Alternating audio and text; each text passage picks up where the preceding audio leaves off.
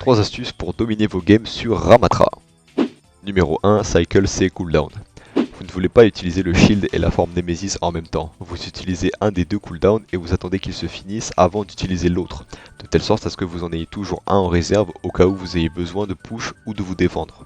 Il y aura des fois où vous allez devoir utiliser les deux en même temps pour survivre ou pour faire un play, mais ça devrait être l'exception et non pas la règle. Numéro 2, push la backline dès que possible. Si un support ou un DPS est mal positionné, que des cooldowns importants ont été utilisés ou que les ennemis sont low HP, c'est un bon moment pour push la backline avec la forme Nemesis. Attention cependant à ne pas overextend parce que Ramatra n'a aucune mobilité pour sortir d'un push mal effectué. Petit bonus, si vous êtes dans le voice chat, ça peut être utile de call à vos alliés si vous êtes sur le point de push, comme ça ils pourront suivre votre agression. Et une attaque coordonnée, c'est très puissant sur ce jeu. Numéro 3, shoot le tank pour farmer son ult.